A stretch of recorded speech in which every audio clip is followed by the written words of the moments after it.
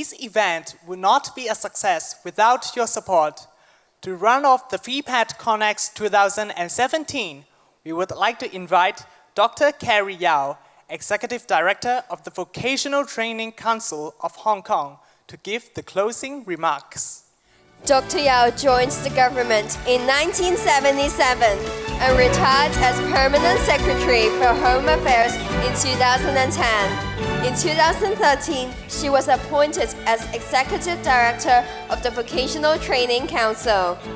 Currently, she is the official delegate of World Skills Hong Kong. She is also a member of a number of important boards and committees in the commerce, industry, and education sectors, including the Hong Kong Productivity Council and the Institute of Technical Education of Singapore.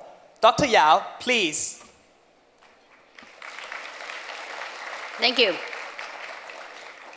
Distinguished guests, ladies and gentlemen, good afternoon. It is really a great pleasure for me to say a few words at the end of our conference.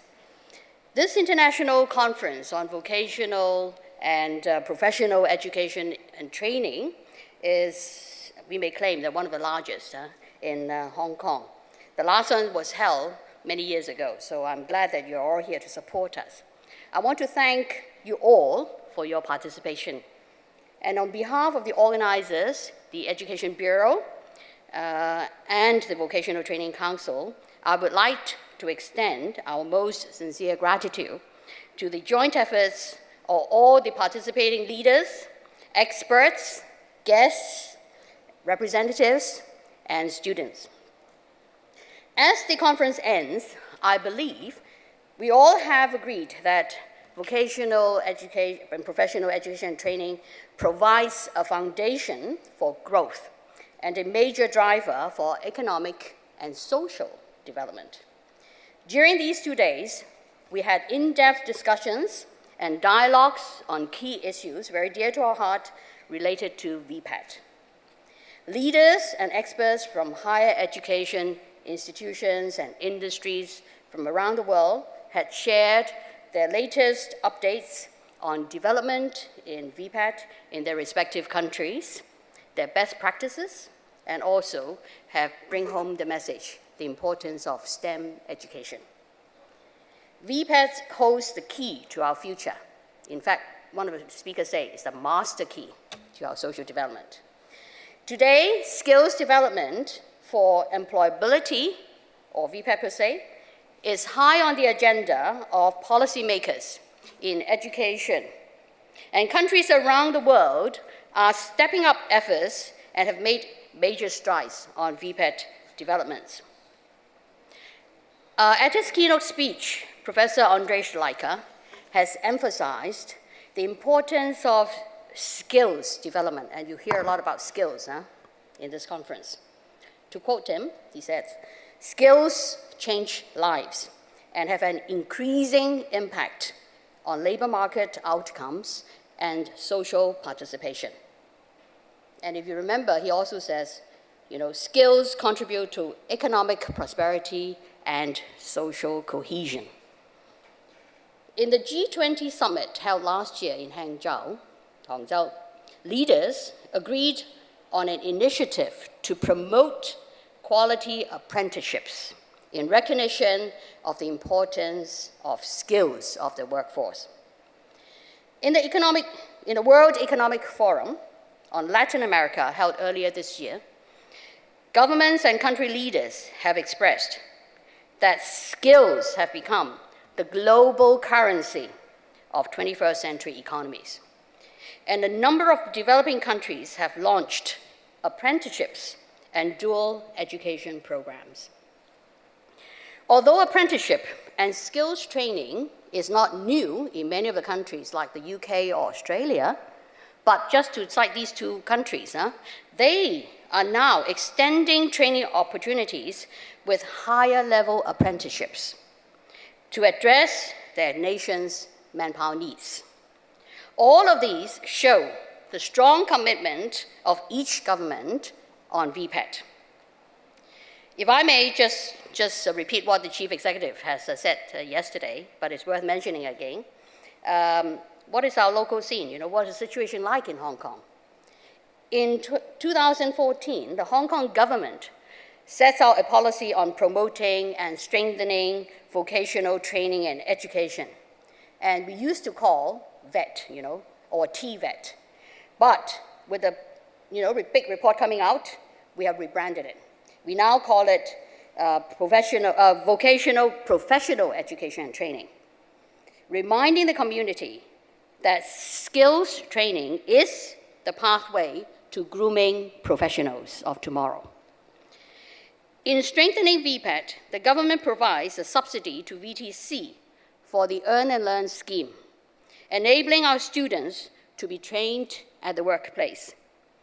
The government also earmarked a site in Hong Kong for VTC, thanks to our chairman, who's been lobbying hard for it, to build a new campus with state-of-the-art facilities for skill-based and authentic training. The Earn and Learn scheme, which now benefits more than 4,000 students at diploma and higher diploma levels, is planned for the next step for degree programs, which will adopt the dual-track approach. With all the development on vocational education and training worldwide, and also in this region, I think it is timely for this conference to be held in Hong Kong for exchanging ideas and information on VPET. In the World Skills Competition, we learned from our friends, we learned from Finland, for instance, and other partners, that these competitions are used for developing and benchmarking VPET, for creating new teaching models, and to raise the awareness of the importance of professional excellence. Therefore, it is highly relevant for the World Skills Hong Kong competition to be held concurrently with this conference. So it's held next door. In the coming World Skills competition to be held in Abu Dhabi very soon, in October, government leaders and policymakers will gather in the Ministers' TVET Summit and create a global call to prioritize skills education and training, highlighting the need for enhanced skills strategies that are responsive to the changing manpower requirements. So we look forward to see many of you in Abu Dhabi. Tickets are fast running out. You better buy your tickets early. As educators or education providers, we wish to see in our younger generation an all-round development, covering both hard skills and soft skills. And many of our speakers in the last 2 days have spoken about the importance of soft skills.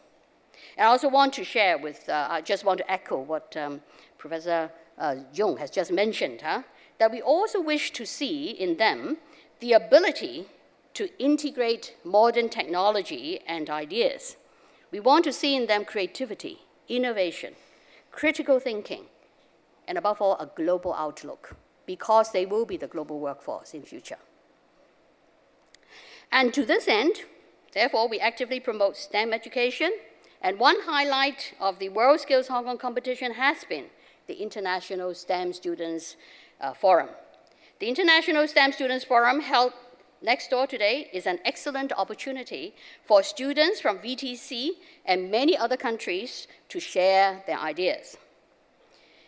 As the point made by today's keynote speaker, Professor Shamal Majumdar, thank you, on the importance of partnership and collaboration among the VPET institutions. So if I may quote you again, you talk about peer-to-peer learning and networking for exchanging and sharing information and practices.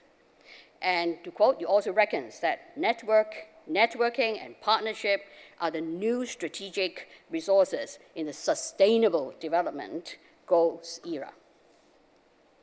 Some speakers have also pointed out that many jobs today will most likely disappear tomorrow. Or maybe not tomorrow, likely to disappear in the next 5 or 10 years. That means the skills we now use in the workplace may not necessarily be the skills we'll need in the future. But students, not to worry, we have a solution for you, okay? Lord Kumar Bhattacharya came all the way to forewarn us, if I may quote him. The task is not to find the perfect solution to the current skills crisis. It is to anticipate and adapt to the next skills crisis better than anyone else. And we are here to equip our students for that. So what kind of skill sets will be needed in the future workforce, and how can we prepare our younger generation for future skills requirements? Does Hong Kong need a dedicated organization to look into what professional skills we need? Should we set up an overarching body to look at future skills policy? I think this question is worth policymakers and education institutions, educationists, to consider. There has been so much happening in the last 2 days, and one can just go on and on. But in the interest of time, I'm going to draw this to a close. I sincerely thank all of you here, speakers, students from over 30 countries, and I must thank my colleagues working behind the scene or in front of the scene. Together, I think we have made this event a rewarding one for all.